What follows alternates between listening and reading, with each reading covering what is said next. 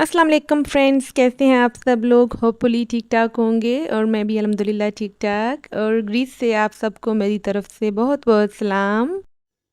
और आज मैं आपके साथ इस बर्गर की रेसिपी शेयर कर रही हूँ और आप सोच रहे होंगे इस बर्गर में ख़ास क्या है? तो इसमें ख़ास है जी, इसमें इस्तेमाल होने वाली सॉस बहुत ही डिफरेंट बनेगी और इसके साथ ही जो पैटीज़ हैं वो भी डिफरेंट तरीके से बनाएँगे। इसमें डिफरेंट शिमला मिर्ची इस्तेमाल करूँगी मैं रेड वाली। तो बिल्कुल रेसिपी को स्किप मत कीजिएगा, एंड तक देखिएगा। और अगर चैनल पे नए हैं तो चैनल को सब्सक्राइब कर लीजिए और वीडियो को लाइक कीजिए। और सबसे पहले मैंने जो है कीमा ले लिया था। मैं कि मोस्टली जो है कीमा घर में ही ग्राइंड करती हूँ। यहाँ से भी मिल जाता है लेकिन पाकिस्तान वाला हिसाब ही होता है, बहुत ज़्यादा उसमें जो है फ़ैट होता है, चर्बी होती है। तो मैं कोशिश करती हूँ कि घर में ही ग्राइंड कर लूँ इसको चॉपर में। और इसके लिए मैं गोश्त को पहले जो है धो के उसको जो है टोकरी में डाल के रख देती हूँ 2-3 घंटे के लिए। जब अच्छे से ड्राई हो जाता है गोश्त, जब मुझे पता लग जाता है कि इसमें पानी बिल्कुल भी नहीं है, तो उसके बाद मैं इसको चॉपर में डाल के ग्राइंड कर लेती हूँ। और आपके सामने ही आधा किलो कीमा 1 सेकंड में हो गया था। और ऐसा करने से जो है एक तो सैटिस्फैक्शन हो जाती है कि हमारा जो है कीमा साफ़-सुथरा है, धुला हुआ है गोश्त पहले से। और दूसरा जो है कबाब जो बहुत अच्छे बनते हैं और टूटते बिल्कुल भी नहीं हैं, क्योंकि घर में पिसा हुआ होता है, तो इसलिए हमें कोई भी टेंशन नहीं होती है। और उसके साथ ही मैंने इसमें मसाले ऐड करना शुरू किए थे, जिसमें सफ़ेद ज़ीरा साबुत डाला था मैंने, सूखा धनिया पिसा हुआ डाला था, नमक डाला था इसमें मैंने, सुरख मिर्च डाली थी, हल्दी पाउडर डाला था और सूखी हुई मेथी डाली थी, जो कसूरी मेथी होती है वो वाली 1 टीस्पून। और सब मैंने जो है 1-1 टीस्पून के हिसाब से डाले थे। और कीमा मेरे पास हाफ़ केजी था। और उसके साथ ही मैंने इसमें अनारदाना डाला है हाफ़ टीस्पून। मैंने साबुत ही डाल दिया, कुछ लोग जो है सिल पे जो है पीस के डाल लेते हैं, तो मुझे ये ऐसा अच्छा लगता है डला हुआ। और उसके साथ ही मैंने अदरक लहसुन का पेस्ट डाला था, जो कि मैंने फ्रेशली जो है ग्राइंड किया था थोड़ी देर पहले ही, तो मैंने वो भी ऐड कर लिया था। और मैं अदरक लहसुन को जो है इकट्ठा ही ग्राइंड करती हूँ, ऑयल के अंदर जो है मैं पानी ऐड नहीं करती हूँ। ऑयल के अंदर बना लेती हूँ तो काफ़ी अरसे तक जो है ख़राब नहीं होता है और टेस्ट भी वैसे का वैसा रहता है।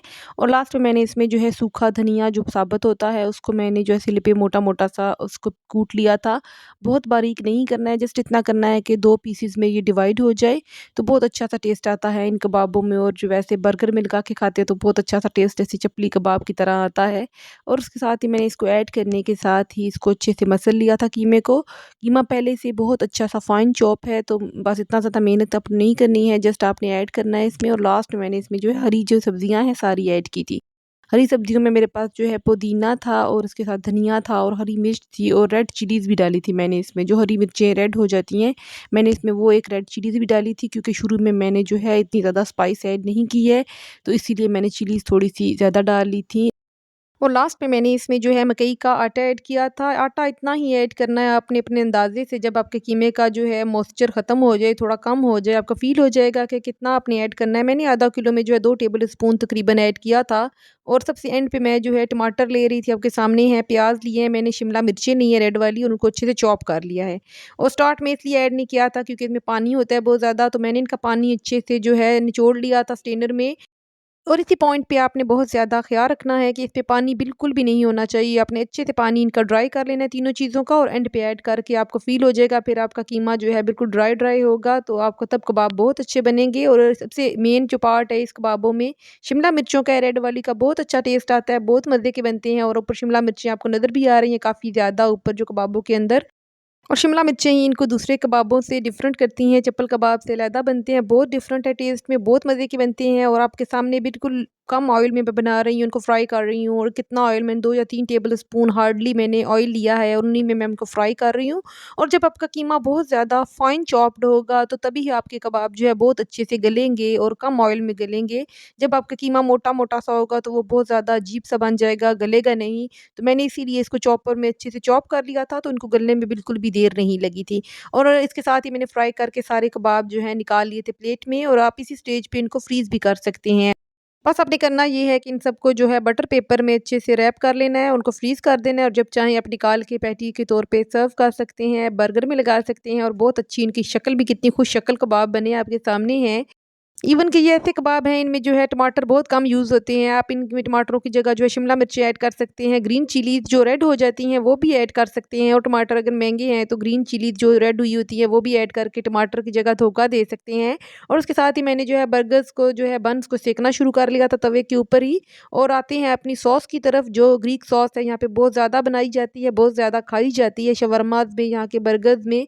तो उसके लिए सबसे पहले मैंने जो है खीरा ले लिया था। खीरे के बीज आपने नहीं लेने है, जस्ट आपने खीरे की साइड्स लेनी है और अगर बीज मोटे-मोटे से होंगे तो बिल्कुल भी अच्छे नहीं लगेंगे और ना ही इस सॉस में जो है बीज जाते हैं।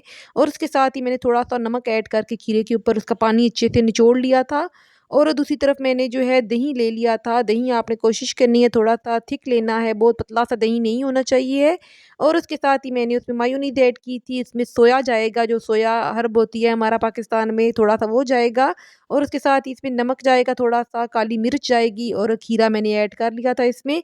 बस इतनी चीज़ों से हमारी सॉस रेडी हो जाती है और अपनी आने वाली वीडियोज़ में मज़ीद ग्रीक सॉस भी आपके साथ शेयर करूँगी। बस इतनी सी चीज़ों से हमारी सॉस रेडी हो गई थी और मैंने इनको जो है बर्गर्स के ऊपर लगा लिया था। ये बहुत डिफरेंट सॉस बनती है नॉर्मल सॉस से। मेयोनीज़ हम सिंपल लगाते हैं तो इस तरह बनाइएगा और आप टेस्ट का जो है वाज़ेह फ़र्क देखेंगे। और इसके साथ ही मैंने इसके ऊपर जो है अपनी पसंद की वेजीज़ रखना शुरू कर दी थी। आप भी अपनी चॉइस के हिसाब से वेजिटेबल्स ऐड कर सकती हैं बर्गर में। तो इसके साथ ही मेरे पास जो है मोज़रेला चीज़ का स्लाइस पड़ा हुआ था, तो ये फ्रोज़न मैंने रखा होता है।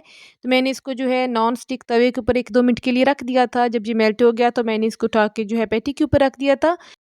और इस तरह से मेल्ट करने से बहुत अच्छी-सी लुक आती है बर्गर की, आप लास्ट में देखिएगा। और उसके साथ ही मैंने ऊपर वाली साइड की बर्गर की उस पर भी सॉस लगाना शुरू कर दी थी, जो मैंने खीरे वाली सॉस बनाई थी और उसके साथ ही मैंने इसके ऊपर नॉर्मल केचअप पोर किया था। और लास्ट लुक आप बर्गर की देख सकते हो, चीज़ जो है चारों तरफ से लटकना शुरू हो गई थी बर्गर के अंदर से और बिल्कुल जो है बाज़ार वाला बर्गर नज़र आ रहा है आपको। और आप जितनी ज़्यादा वेजिटेबल्स ऐड करेंगे, डबल पैटी भी ऐड कर सकते हैं इसमें अपनी चॉइस के हिसाब से। और इन पैटीज़ को आप सिंपल भी खा सकते हैं। इंशाल्लाह नेक्स्ट वीडियो में मुलाकात होगी। अपना बहुत सा ख्याल रखिएगा। तब तक के लिए खुदा हाफ़िज़।